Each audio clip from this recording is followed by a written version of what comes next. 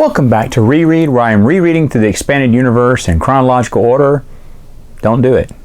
I say don't do it, but actually there is a good reason to do it if you've read it all before.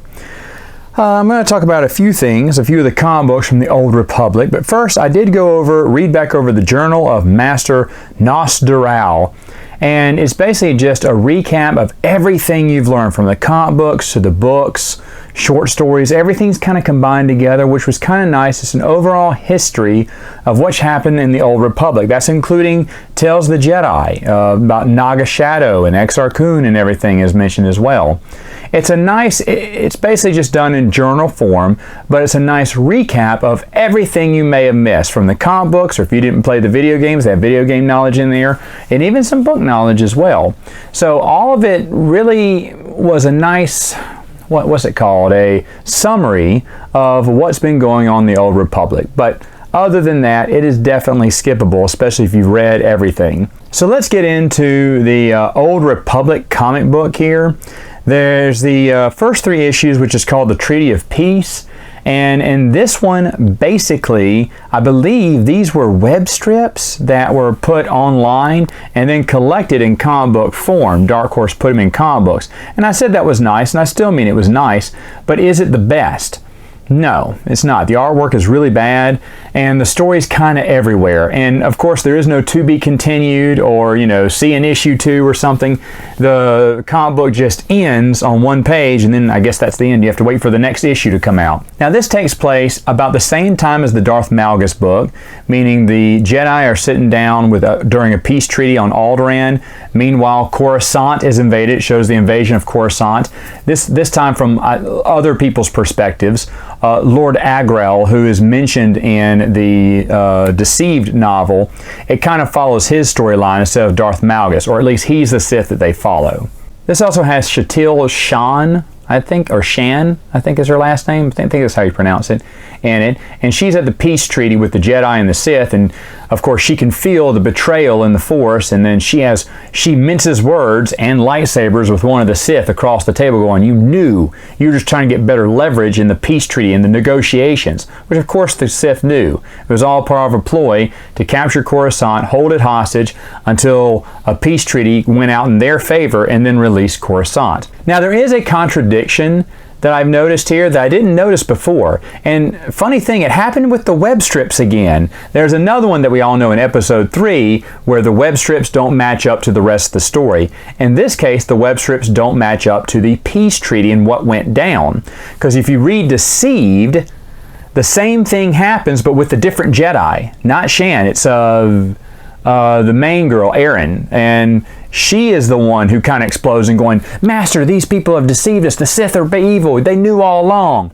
Well, now it's someone different, a different Jedi doing this in the comic book. Same situation, just a different Jedi. And I was thinking, oh, I never would have caught that unless I would have read it in chronological order. Because if you just read these comic books, just read through all the comic books and then read through all the books or vice versa, you're going to miss that little detail. You're going to think, oh yeah, I remember some Jedi being upset. It was a different Jedi. Now, I don't know if that's because maybe the authors of the books, maybe the web strip came out first and they just don't read the web strips. Maybe that's what happened during the episode 3, contradiction as well. But either way, I've noticed that at least 2 contradictions I've seen in the EU that I know of deal with web strips, which was interesting.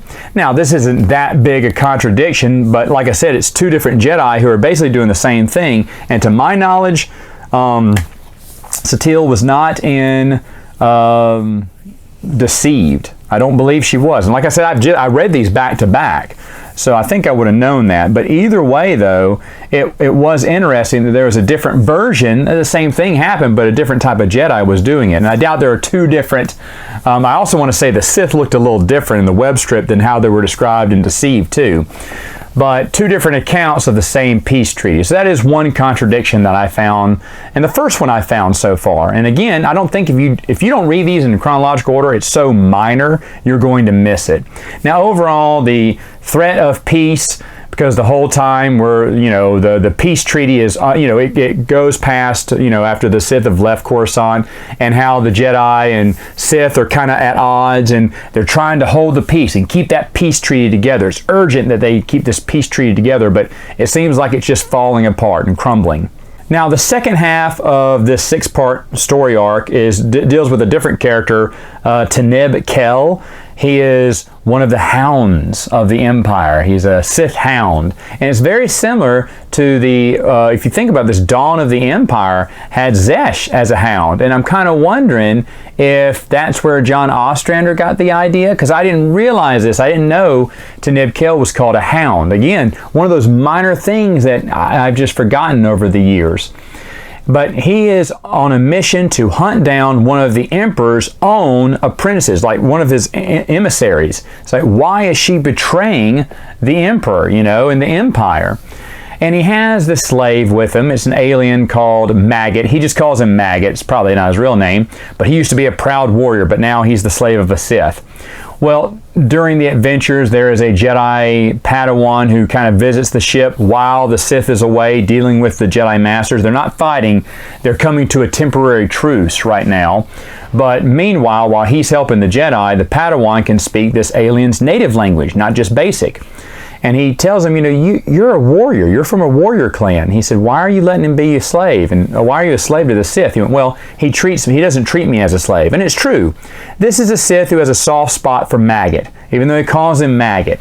He lets Maggot go off and do his own thing. He's very kind to Maggot. He makes sure that since the Empire hates aliens, he threatens one of the guards that you better not, that alien, my slave will not come to harm or I will kill you, So he's very protective over Maggot. And then, of course, later on, he's going to will Maggot everything he owns in case he dies, because Maggot is his friend. And he says that you were never my slave, you were never my servant, you were my friend or my peer or whatever. So he's not all that bad, but just to let you know that he is evil, when he gets up the ramp after helping the Jedi, he stabs the Padawan and kills him with a lightsaber and went, hey, I didn't tell him I'd protect his Padawan. I told him I'd protect the people. And then he says, come on, let's get off the ship. So let's get off this rock. So he's not all good is what they want you to know here. Now, eventually he does catch up with the traitor. The traitor kind of reveals to him, like, hey, the Emperor lied to us. We thought we were, going to grow underneath him, but we're just pawns in his game. He doesn't care about us. And with the help of his slave, because Maggot comes to kind of be a distraction and save him from, a killing stroke that would have killed him, unfortunately, Maggot overhears some of the discussion, the plans that the Emperor has in store for the Empire. And Tanib knows these plans, but no one else must know. So he asked his servant, he went, what did you hear, Maggot? Tell me the truth. What did you hear? And so Maggot says, I heard something about, this and this and that was enough. And so he had to kill him. He was so, and Tanib says, I'm so sorry. Now as he slices him in half, I have to kill you because, I can't allow the secret to be known. Tanib then goes to the Dark Council. They say, okay, we're going to reward you. We're going to make you our apprentice, or we're going to get you you're going to apprentice to a nice Sith. He went, nope, I know something better. He said, I know the Emperor's plans, and here's what you're going to do. You're going to make me a member of the Dark Council, and you're going to give me a Sith name. I will be Lord, I can't remember, it's like Thanon or something. And I'm sure that is a reference to something in the Old Republic. I'm so sorry. I know there's a billion hate comments in this video here, but I just don't know the video game that well.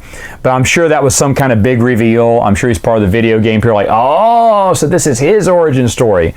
I mean, overall, though, without that being said, because I didn't get the ending, I still enjoyed it. I thought it was fun. I thought it was nice. It's a nice little 3-part story arc. The Old Republic comic book, it may be better and I'm glad they did these, because this is something that a lot of people play the video game, and of course they'd love to buy a comic book and find out more about their favorite video game. So I'm glad they made it for them. For me, it was okay. And like I said, the first part, didn't like the first 3 issues. Last 3 issues, a little bit better, but still, I felt like I'm missing a lot of the stuff because I didn't play the game, but I don't mind that.